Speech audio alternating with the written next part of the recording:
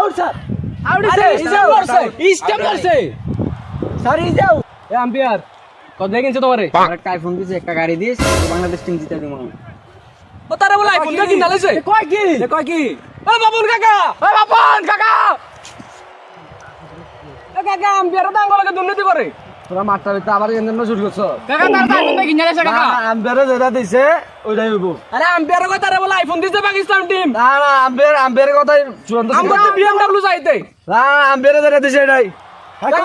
কি শুরু করলে না আম্পায়ারে তোরা আবার গেঞ্জাম করেছো না